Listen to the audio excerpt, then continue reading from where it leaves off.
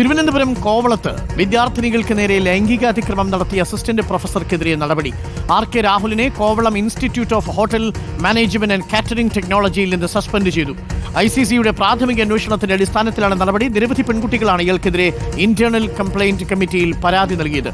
Kovalam police RK രാഹുലിനെതിരെ കേസെടുത്തിട്ടുണ്ട്. സുനിഷ അയലൂർ ചേരുന്നു കൂടുതൽ വിവരങ്ങളുമായി. സുനിഷ അയലൂർ, എന്താണ് കൂടുതൽ വിശദാംശങ്ങൾ?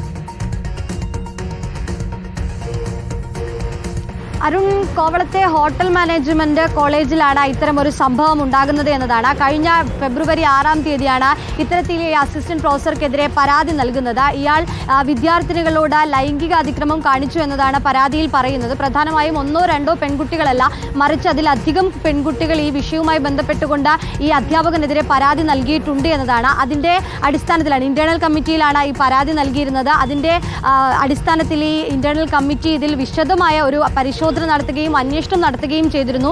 ഈ അന്വേഷണത്തിലാണ് രാഹുൽ എന്ന ഈ അസിസ്റ്റന്റ് ലെക്ചറർ ഇത്തരത്തിൽ വിദ്യാർത്ഥിനികളോട് അപമര്യാദയായി പെരുമാറിയിട്ടുണ്ടെന്നും ലൈംഗികാതിക്രമം കാണിച്ചിട്ടുണ്ട് എന്നും മനസ്സിലാക്കുകയും ചെയ്യുന്നത്. അതിൻ്റെ അടിസ്ഥാനത്തിൽ തന്നെ ഈ ICC നടത്തിയ അന്വേഷണത്തിന്റെ റിപ്പോർട്ട് അത് കോവളം പോലീസിന് കൈമാറുകയും ചെയ്തിരുന്നു. പിന്നാലെ തന്നെ പോലീസ് വിദ്യാർത്ഥിനികളുടെ മൊഴി അടക്കം രേഖപ്പെടുത്തുകയും ചെയ്തിട്ടുണ്ട്.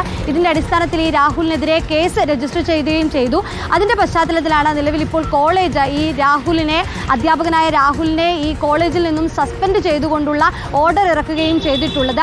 ഈ അന്വേഷണം നടത്തി അതിൽ റിപ്പോർട്ട് ലഭിക്കുന്നത് വരെ ഇദ്ദേഹം സസ്പെൻഷനിൽ തുടരണമെന്നതാണ് ഈ റിപ്പോർട്ടിൽ പറയുന്നത്.